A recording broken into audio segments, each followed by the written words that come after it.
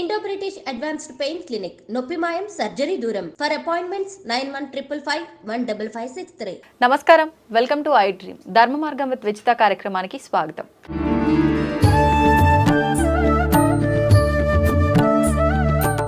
అయితే ఈ మధ్యకాలంలో లలితా సహస్రనామ పారాయణం ఎక్కువ మంది చేయటం అనేది చూస్తూ ఉన్నాం, వింటూ ఉన్నాం. నిజంగా లలితా సహస్రనామ పారాయణం వల్ల ఎటువంటి ఫలితాలు కలుగుతాయి, అసలు నిజంగా పారాయణం చేయలేని వాళ్ళు ఏం చేస్తే అంతే ఫలితం పొందే అవకాశం ఉంటుంది, ఇటువంటి మంచి మంచి విషయాలు ఇప్పుడు వారితో మాట్లాడి తెలుసుకుందాం. ప్రస్తుతం మనతో పాటు ఉన్నారు ప్రముఖ ఆధ్యాత్మికవేత్త ప్రవీణ్ గొల్లమూడి గారు. వారితో మాట్లాడేద్దాం. నమస్తే అండి. నమస్కారం అమ్మా. లలితా సహస్రనామం ఒకప్పటి కాలం సంగతి పక్కన పెడితే ఇప్పుడు ప్రస్తుత కాలంలో మంత్రాలు కానీ నామాలు కానీ చెయ్యాలి అని అంటే చేస్తే ఏదైనా తప్పులు చేస్తే దోషాలు అని నమ్ముతూ ఉంటారు. అయినా కూడా ఇప్పుడు పరిస్థితుల్లోనే ఇలాంటివన్నీ మళ్ళీ ఎక్కువగా చేస్తూ ఉంటారు.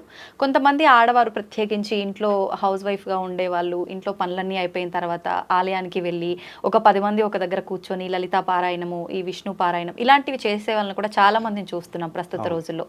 అయితే ఏమైనా ఆరోగ్య సమస్యలున్నా, ఏమైనా ఇబ్బందులున్నా, పూజలు వీటన్నిటి శాంతులు వీటన్నిటి జోలికి వెళ్లకుండా లలితా సహస్రనామంలోంచి ప్రత్యేకంగా ఈ నామం కనుక చేస్తే దీని నుంచి విముక్తి పొందుతాము, ఇలాంటి నమ్మకం కూడా చాలా మందిలో పెరిగిపోయిందండి. నిజంగా లలితా సహస్రనామ పారాయణం చేయటం వల్ల అంత మంచి ఫలితాలు కలుగుతాయంటారా? తప్పనిసరిగా అమ్మ, లలితా సహస్రనామాలు నామము అనేదే తరింపజేస్తుంది కలియుగంలో. కలో నామస్మరణ. వేరే వేరే యుగాలలో మీరు జపతపాలు ఎక్కువగా చేయాలి, మరీ నిష్టగా ఉండాలి, ఇంద్రియ నిగ్రహం ఎక్కువ పెట్టుకోవాలి, తపస్సు ఎక్కువ చేయాలి. అదేవిధంగా యజ్ఞయాగాది క్రతువులకి పెద్దపీట వెనకటికి. ఇవన్నీ కూడా వ్యాసుల వారు చెప్పేశారు. కలో నామస్మరణ పక్కకు దూషిస్తాడు మొత్తం. రెండే చెప్పాడండి వ్యాసుల వారు. ఒకటి కలో నామస్మరణ, 2 పరోపకారాయ పుణ్యాయ పాపాయ పరపీడనం. పుణ్యం అంటే ఏం లేదు, పక్కవాడికి ఉపకారం చేయటం పుణ్యం, పక్కవాడిని పీడించటమే పాపం. ఇవి ఆయన లాస్ట్లో చెప్పినటువంటివి. కాబట్టి వీటిలోకి వచ్చినప్పుడు మనకి మీరు అన్నారు లలిత సహస్ర నామము, అమ్మవారికి 1000 నామాలు పెట్టుకొని ఆ నామాలు స్తోత్రాల్లాగా చేసుకుని వ్యాకరణబద్ధంగా చక్కగా అవి పారాయణ చేస్తూ ఉంటారు. అయితే ఇది రహస్యం అని కూడా చెప్పారు. ఇది రహస్యం అనేటటువంటిది ఇంక ఇప్పుడు కుదరదు. ఇప్పుడు రహస్యం చేయటం కుదరదు, అందరూ లోకల్గా. అయితే ఇది చేసేట ముందు ఫస్ట్ చాలాసార్లు వినాలమ్మా. ఇదనే కాదు, ఏదైనా సరే వినాలి. బాగా విని చేయటం ద్వారా ఒక మంచి కాన్ఫిడెన్స్ వస్తుంది. ఆ వైబ్రేషన్ కరెక్ట్గా డిక్షన్ తోటి వైబ్రేషన్ వస్తుంది. ఎప్పుడైతే డిక్షన్ పడుతుందో అందులో నుంచి వైబ్రేషన్ క్రియేట్ అవుతుంది. అది నీ షట్చక్రాస్ని మొత్తం క్లీన్ చేస్తుంది. ఆ షట్చక్రాస్లోనే మనం చేసుకొచ్చిన పాపం స్టోర్ అయి ఉంది. ఆ కింద మూలాధారంలో గమ్ అంటారు, దానికి ఆధిపత్యం ఉన్నది. కింద మూలాధార చక్రం ఉంటుంది, దానికి అధిపతి గమ్ అనే బీజాక్షరం. అందుకే గణపతిని బాగా ప్రార్థించి ఏదైనా మొదలు పెడతారు. ఎందుకంటే మనం చేసుకొచ్చిన బ్యాడ్ కర్మ అంతా మూలాధారంలో. ముందు మూలాధారం క్లీన్ అయితే తప్ప సహస్రారంలోకి ఆ రే లేవదు, తేజ పుంజం లేవాలి పైకి. అప్పుడు అది ఒకదానితో ఒకటి ఛేదించుకుంటూ పోయినప్పుడు మనం క్లీన్ అయిపోతూ ఉంటాం అనమాట. ఆ స్టార్టింగ్ పాయింట్ ఎక్కడుందంటే మూలాధారంలో. అందుకే ప్రతి చోట కూడా మనం వినాయకుడితో స్టార్ట్ చేస్తాం.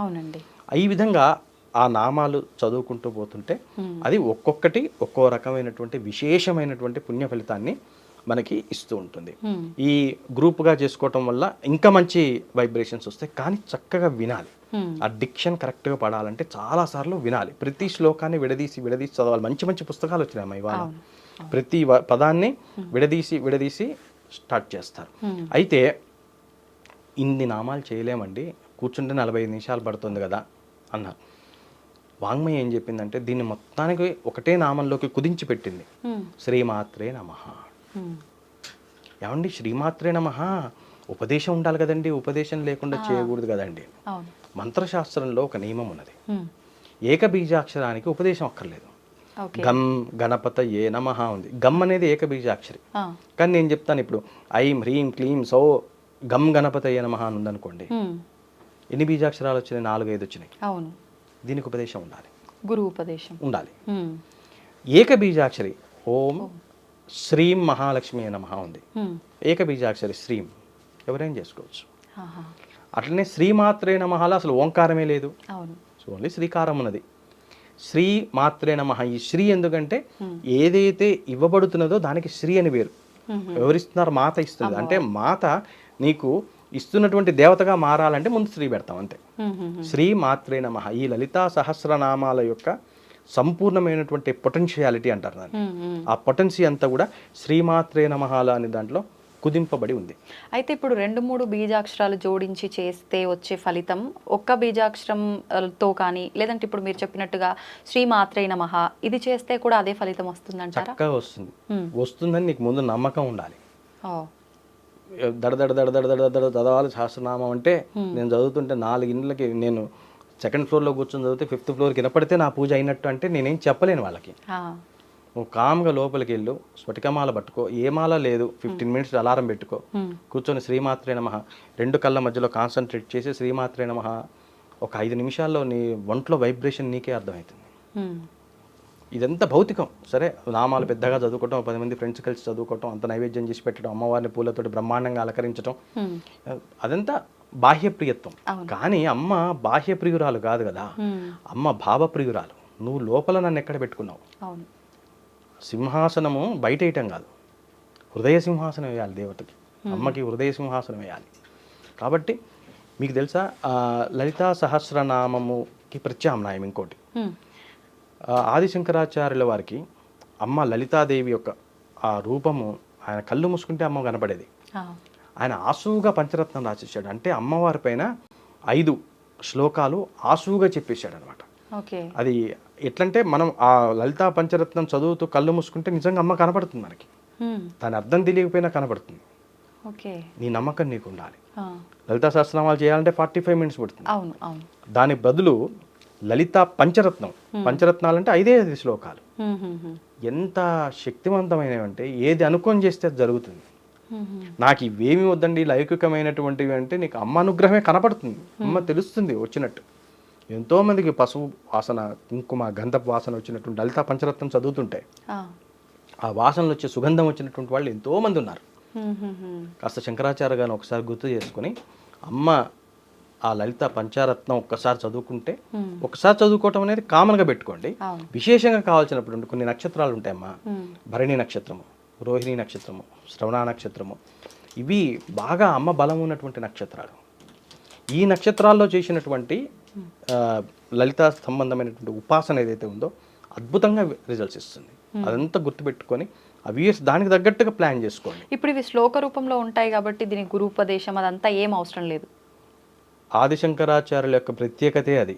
ముందు అంతా దొంగ గురువులేని ఆయనకు తెలుసు. అందుకే చెప్తారా, నా యొక్క స్తోత్రాలు, నా రత్నాలు, నేను ఏవైతే చెప్తున్నానో భుజంగాలు, ఇవన్నీ కూడా మీకు గురువు ఉపదేశం చేయబడ్డవే, చేయబడ్డ వాటితో సమానం అవి. కాబట్టి ఇక గురూపదేశంతో సంబంధం లేదు వీటికి. ఇవి స్తోత్ర రూపంలో ఉన్నటువంటివి.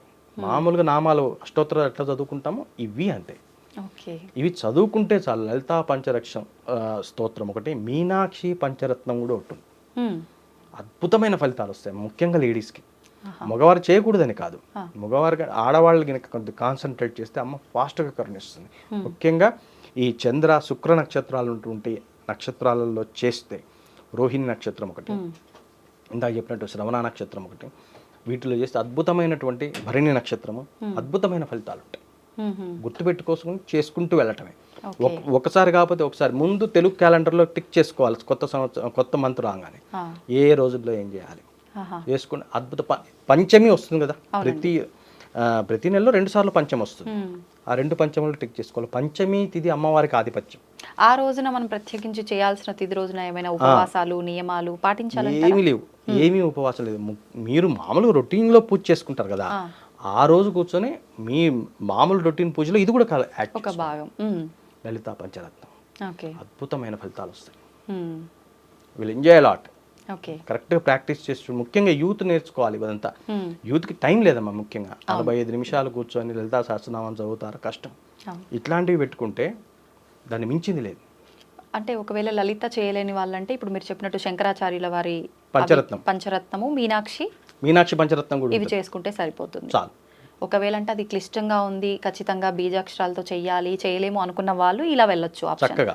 ఓకే, ధన్యవాదాలండి, చాలా మంచి విషయాలు తెలియజేశారు. నమస్తే. నమస్కారం.